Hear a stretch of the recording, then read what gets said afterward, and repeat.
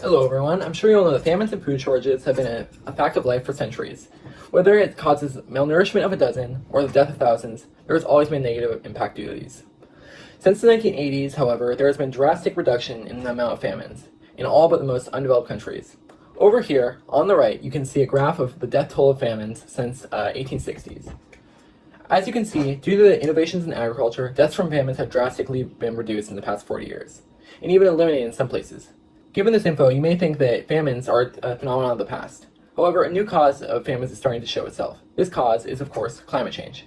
For example, due to climate change, Somalia, a country in Africa, experienced a famine due to a record-long drought. This famine ended up killing 43,000 people living in Somalia.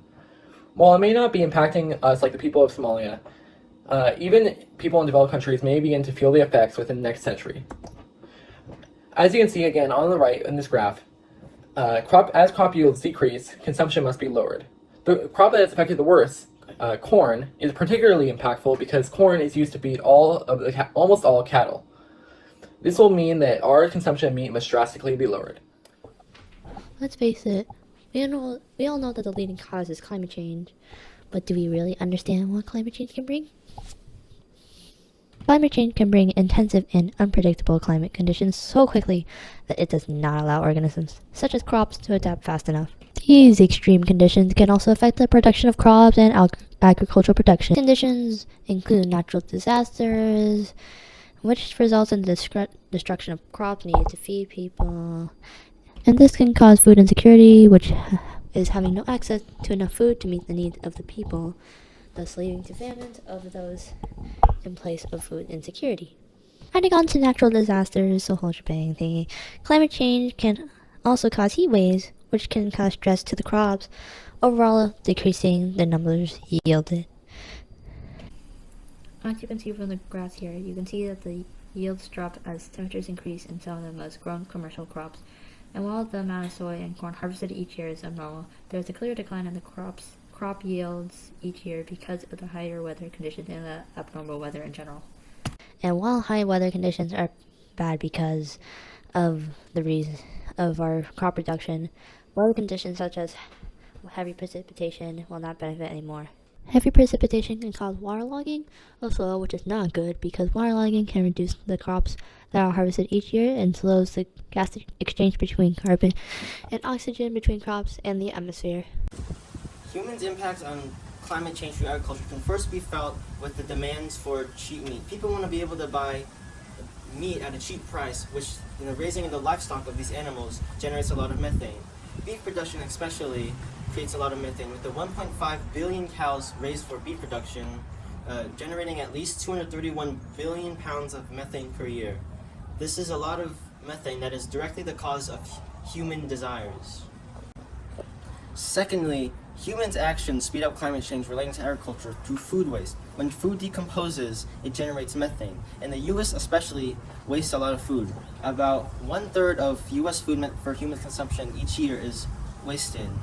In the U.S., this generates enough methane to be equal to 170 million tons of carbon dioxide. When food is decomposed, it both wastes the food and also speeds up climate change in the process. Have you ever thought about where your food actually comes from? Like the produce, the fruits and vegetables. Yes, the US is able to grow plenty of produce, but most of that is spoilable, only grown between May and October. We rely not only on our own country, but on many others as well in order to enjoy the foods we eat on a daily basis. $24 million were spent on importing seafood products in 2021, $13 million on meat, $5 million each on sugary sweets and cocoa products. That's barely a third of what was spent on importing food that year. No matter how you look at it, we rely on other countries for so much of our food. Even if you deny what's happening here, climate change affects us by affecting other countries, the ones responsible for so much of the food we eat. As of 2020, about 32% of Latin America is used for agriculture. If 10% of that land is damaged by the tropical storms that have already become stronger on account of climate change, we lose out on likely hundreds, if not thousands of pounds of food. What about 25%? 50%? Half of the food we get from those countries would be gone. People would fight over fruit at the grocery store like they did for toilet paper in 2020. If we ignore what's happening outside of the country, it'll begin to impact us as well, and we'll lose all these wonderful things that we take for granted.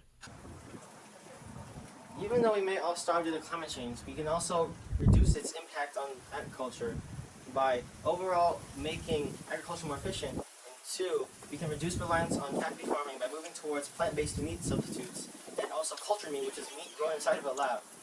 But overall, the method we found is genetically modified organisms, which are crops that have had their DNA altered to make them more efficient, more nutritious, and less susceptible to insects and diseases.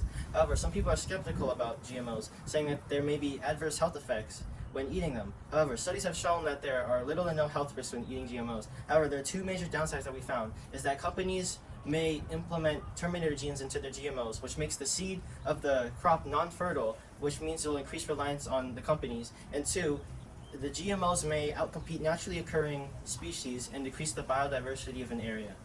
Climate change poses a serious threat to agriculture. It can cause food shortages and kill many of our largely grown crops. It is shown to do this in the past and is predicted to continue to do so into the future. However, we have ways to counteract the effects of climate change by just slowing down climate change in general and making agriculture more productive. Will we find a way to feed the growing population of the Earth? We will have to wait and see.